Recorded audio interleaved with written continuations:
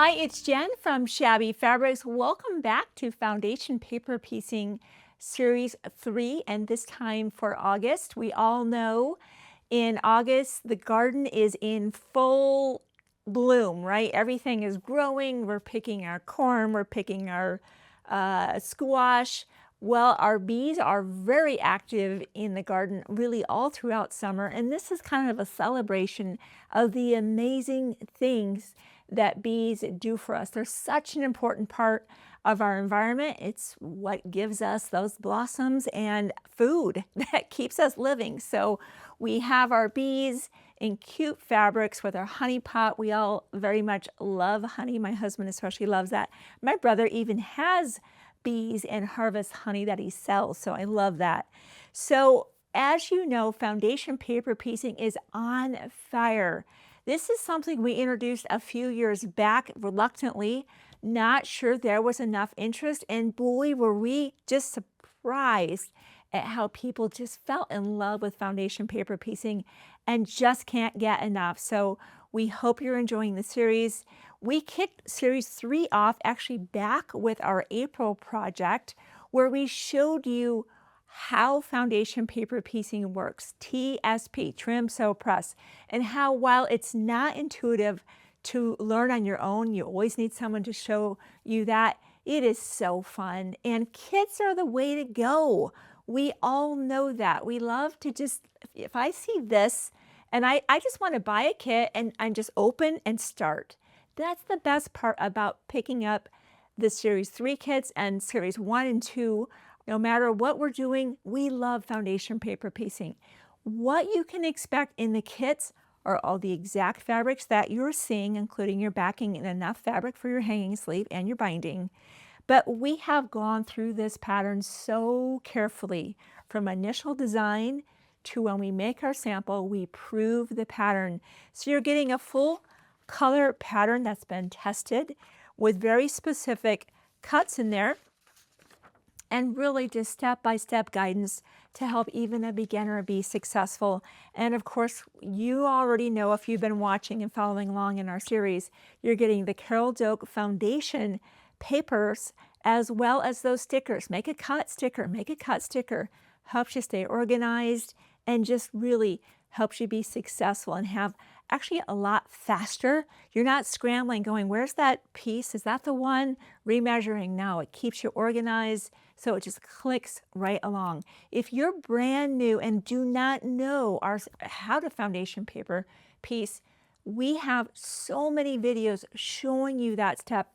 Some are more in depth than others. The very first video of Foundation Paper Piecing Series 1 and 2 and even 3, we take that deep dive. How does all of that work? How do you use the add a quarter? What is this TSP? We take you into that so that, again, a beginner can be successful even on their first go. So be sure to check that out. But if you've been following along, you're like, Jen, I could do these tutorials. First off, you're welcome to apply. We are always looking for people to join our creative team. It takes a team of people to do what we do here. And by all means, we would, if this is your love language, designing, creating, and teaching, hey, join us here at Team Shabby, jobs@shabbyfabrics.com. But for today's kit, what makes it even more special than all the things I already talked about is look at this detail here and here. At first glance, you might have thought that this was going to be involving some hand embroidery, and it's not. Our amazing team here, our laser team, got busy and we said, what could make this maximum fun, super cute, with the least amount of work on our customer's end? And this is what we've come up with. These are two separate pieces of laser cut, but this is what we call a knockout. Both of these have fusible webbing on the back. For now, go ahead and leave the gray piece, leave that backing on. But for the white piece here that has the knockout, we'll give a nice good press to remove that very carefully. And my iron is heating up to a medium. We're used to cranking this all the way up as quilters, all the way as hot as it gets, right? But for fusible webbing, that is not the case. We like to be on the medium heat. Simply take your gray, position your white as best you can so you have the same amount of margin all the way around. And when you feel you're at that right location, I move that just a little bit here. Simply add that iron, leave it there 5 or 6 seconds, and voila.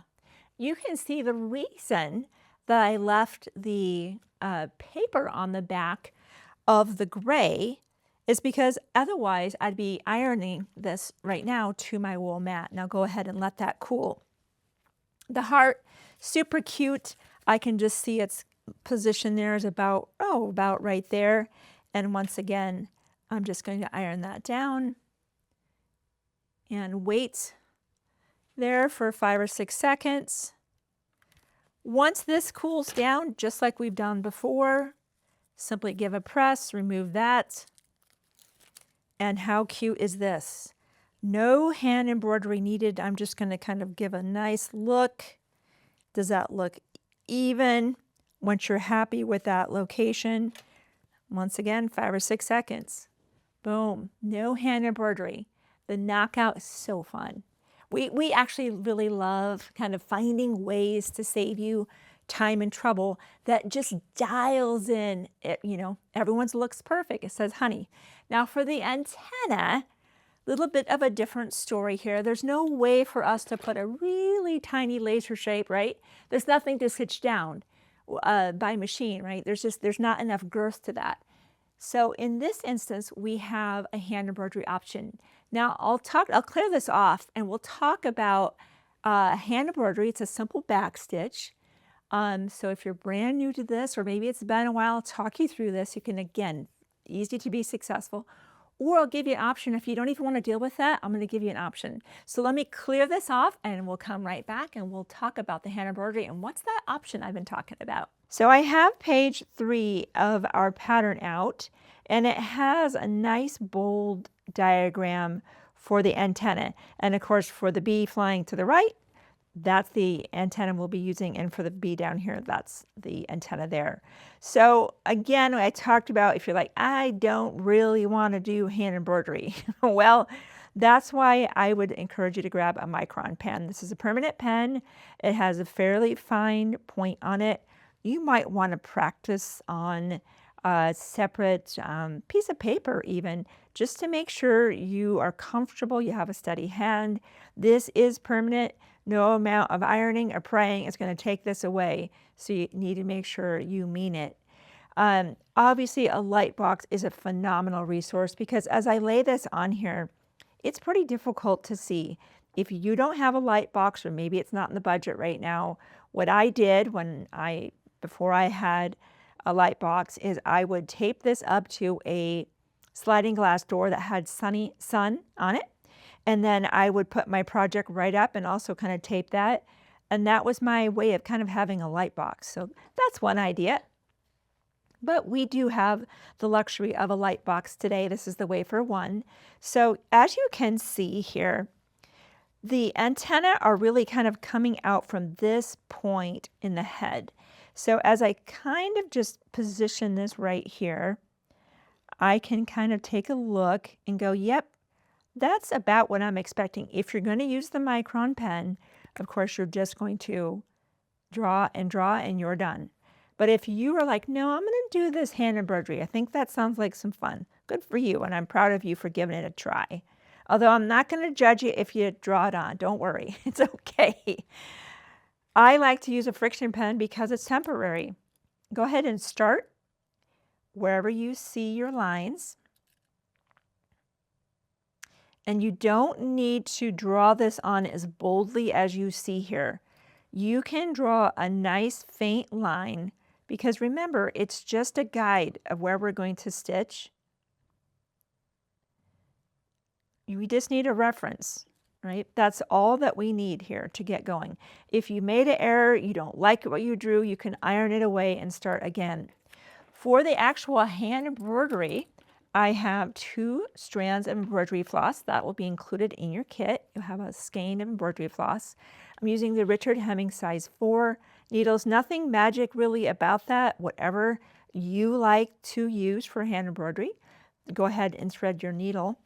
Now, we could start here, come out to the end and stop, and then we would have to cut our embroidery floss and come back here. Or why don't we start here or maybe here, come here and then go back out and end. So that's just doesn't matter where you start or where you end. That's just something to think about. Because it's harder to do turns, I'm going to actually do the turn with you. I want you to see what that entails, because we're trying to create a curve with straight stitches. So that means these need to be quite short. So I'm going to go down on my line a short distance, travel down again, trying to split the line that I drew, and I travel back toward myself, going back down where I had come up, if I can find that spot. I think it's there. And it is, when I do embroidery, this is normally way closer to me. It's here, very close to me. But for you to see, I'm kind of pushing out. If you're new, be closer to your body. It'll be more natural. You're going to be sitting down. I'm standing up. Get very comfortable so that you can do your best work. Again, we will go down with the goal being to split the line every time and regulate the length of your stitches to not be very long at all. Otherwise, the nice smooth curve we're looking for is going to be very choppy because those stitches are maybe too long. So we just continue, again, splitting the line, traveling back toward yourself.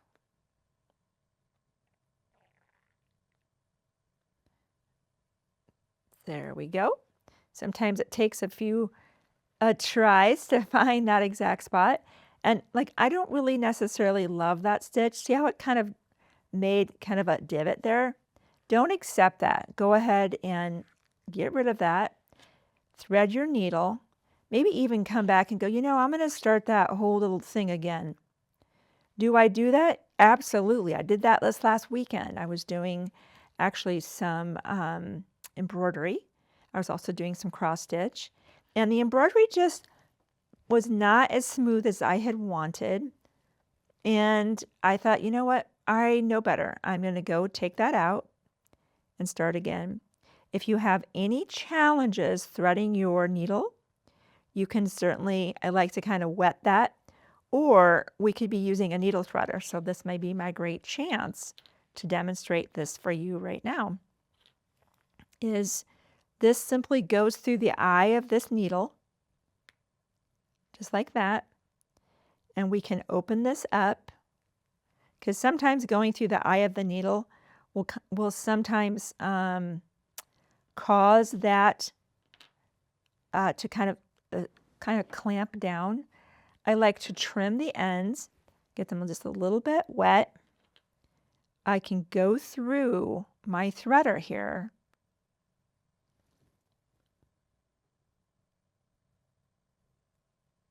So it's here. Now when I pull my threader back through, my needle is threaded. At times, sometimes I'm working in lower light situations and it's just harder to do. So that was not something I expected to show you today, but if you have challenges as I did this morning, it's a great thing to have on hand. So again, we're like, you know what? No, we've come this far. We put a lot of work on this project. We want our embroidery to be exactly where it should be. So I'm going to take a little bit of a shorter stitch, or shorter length, I should say. I'm going to come back, focus a little bit better on going down in that exact proper location, and see if what we see is a little bit better. See how it is smoother now, right? And we continue down, again, taking shorter stitches. It's a tight turn. I'm going to take one more stitch. and then I'll tell you how we would tie off. Of course, we would continue around all the way to here, come back up and end, but let's just pretend we're ready to end. Simply flip the project over, duck under, making sure you didn't come to the front. You're making a loop. And I make sure I'm not kind of cranking down, or you could create a pucker here. And then again, one more time.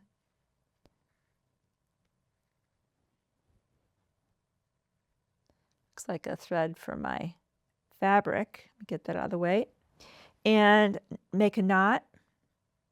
And then we'll go ahead and just trim that fairly close, because I've learned if you have a long tail here, sometimes when you put your batting in and everything's pressed together, especially if the background is lighter, you can see that tail. So I tend to clip mine pretty short, and that's another reason I do a double knot. So that's how to do a back stitch. Again, if you're like, that's nice and well and good, Jen, don't worry. It's okay to use the Micron pen. It's still a big victory that you've done all the foundation and you're putting the beautiful project together. So that's how we do backstitch. So you can see these extras between the laser cut applique with the knockout, everything perfectly cut for you. And then the addition of the embroidery floss to do just a little bit of hand embroidery just takes cute to even cuter, which I love, of course, and you'll be so proud to display this project. So just like we've been doing on the previous months, we make our 3 blocks. And of course, before you're sewing them together, you're going to decide, are you going to hang them vertically, or are you going to be having them on a table? Because of course the orientation would be different. So just make sure you know that before you sew the 3 together. And then our outer borders, our sashing, of course, our outer borders and binding. And of course, if you're going to be on the table, you can be skipping that hanging sleeve, which, hey, if you're not going to be hanging it, why add a hanging sleeve? Cali Dell has been our favorite batting. We've been using more and more of this in our projects. We love that one side of that is fusible, so it just helps everything kind of hold together. So kits are the way to go. If you still have a friend that has not yet learned foundation paper piecing, and we all know someone had to show us. This is one of those types of things that is just not intuitive, and you really need a friend to bring you along and show you some great habits and really how fun this is. If that's you and you have a friend, I'm going to task you with, hey, let's make a sewing date. Come over here. Let me show you how fun and easy it is. Not intuitive, but how fun and easy it is, because good news is great to share. So thank you for giving me some of your day to show you about the August project. September has been designed as we move into those fall months and those rich colors. You can just start imagining what you might be seeing. So I look forward to seeing you next month as we continue our series.